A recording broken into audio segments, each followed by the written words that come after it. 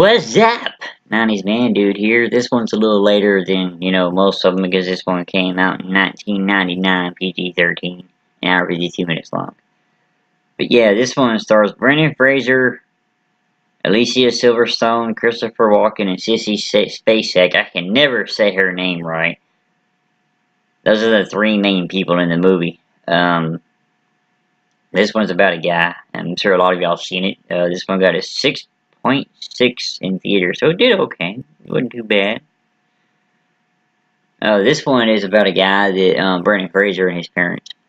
They're living back in the 50s, and that's that. And I don't remember exactly what it is because it's been a while since I've seen it. But something happens, and they think that the bomb is going off, so they go and they lock themselves in the underground shelter, and they're in there from the 50s until like the 90s, I think it is, like 80s or 90s, something like that. I forgot. I can't remember the movie's based in the 80s or if like the plot line's based in the 80s or the 90s.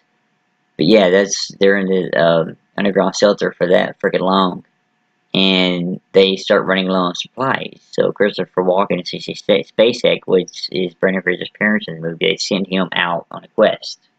Well, first his dad goes up and looks around, makes everything whatever, and then they send Brendan up to get supplies, and that's what the movie plot is about. It's about him and how he adjusts to the world as he comes out, because he's still thinking it's, in the 50s, and he sees all this stuff, like, actually, whenever, it's whenever his dad, I remember it's when his dad comes out, or when Brendan Fraser, either way, when one of them two come out, they meet up with a hooker, and he asks him about something. They go, yeah, I can do whatever you want. He goes, whoa, whoa, whoa. Let's see here. Let's get my cheat sheet up. Pull it up on the phone here. Says right here. Says, near the end of the film, when Eve and Troy go into the adult bookstore to keep it PG-13 rating, all the pornographic images in the videos have been blurred out. Yeah, and that is true if you look around. The jet that crashes into Calvin and Helen's house is a North American F-86 Sabre. Yeah, that's what happened. They have, that's what made them think, I remember now, that's what made them think the actual bomb went off, is because after they went underground, a plane comes down, goes into their house, and blows up, and that's when they think, that's when they start locking everything down. And it's the type of thing that when they lock themselves in there, that's it. They can't open the doors or nothing for however many years it was, 20, 30, something like that. So that way the radiation and all that, and while they're underground, all this huge, this big shopping center gets built on top of where their house used to be. Because as they're digging and doing their thing, they find the top of the bomb shelter, and the construction company goes, oh man, just cover it up, just dig it over. I mean, just, put a little paint else in it and build on it. One of my most favorite scenes of this movie is as they come up, as one of them comes up, there's a guy in there, because he's already seen his dad when he came up, said, I am the father.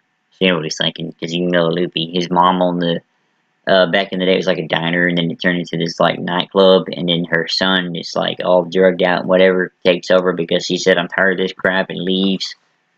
Anyways, he's sitting there like he's praising, because he saw the father coming around. And as Brandon comes up, he goes, I am the son. And he says, as he's walking away, he turns around and says, leave my elevator alone. Well, there's some point later in the movie when Brandon comes back with supplies to go take underground. There's a whole crowd of people in there, and they're all chanting, leave my elevator alone! Leave my elevator alone! That is the funniest and favorite scene of mine throughout the entire movie. It says here, all the valuable baseball cards in Adam's collection, Adam, that's the name of Brendan Fraser in the movie, are actually inexpensive modern cards from the 80s and 90s. And see, that's the thing, as he's going for supplies, he starts to run a little bit low on money, so he sells his baseball cards. Goes to try and sell his baseball cards unsuccessfully, because the guy goes to massively tries to screw him over. But, we all know about how that is nowadays. So, yeah, it says in 2015, a Mickey Rooney Mantle was sold for $525,000 in an auction. That's one of the cards he has that he gave the girl as payment for her, because the girl that ends up helping out Brennan worked at the baseball card shop, and, well, the sport card shop. It's not just baseball cards, but either she worked at that shop, and she ends up getting fired because of what happened with Brennan. So he goes around helping her out, and yeah, that's when. And as he's helping her out, he starts paying her in baseball cards. Sorry, my mind's been a little blah. And I've explained to y'all before. I'll say it again. I have what's called temporal epilepsy, and that messes with my mind sometimes. And I also have electrical misfires on my brain. I know this one's shorter than the rest of them. It's shorter than some of them.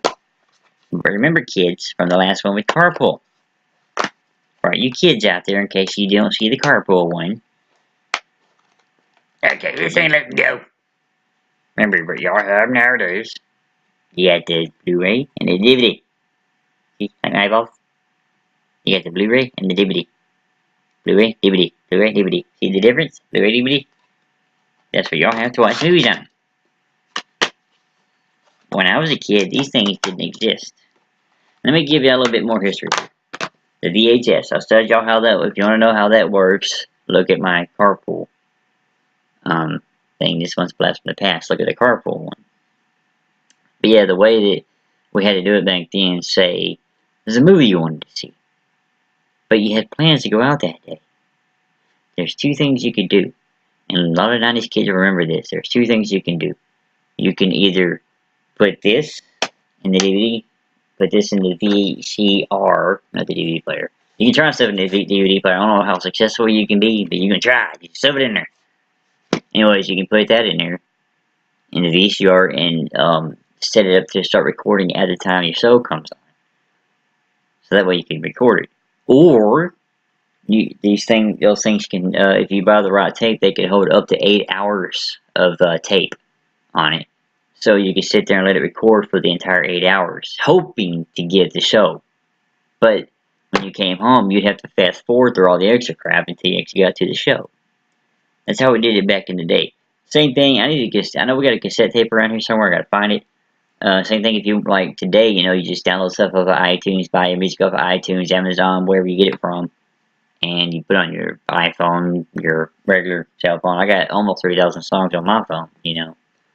Anyways, you do that nowadays. Back then, we had a cassette tape, and if you wanted to make a thing for something that meant something for you, you would have to get the cassette tape, put it in the, how many of y'all remember this? Getting cassette tape, putting it in the radio, and hitting the stop, the play, and record button at the exact same time. You couldn't hit just the record or the play button separate. You had to hit them at the same freaking time. And you had to hit it at the right time to catch it, and had to stop it at the right time. So yeah, well, you can get the song, and not the DJ talking. But there was those times that the DJ wouldn't shut up until the band started singing, so you got mad at the DJ because he wouldn't shut up. But yeah, that's my interview.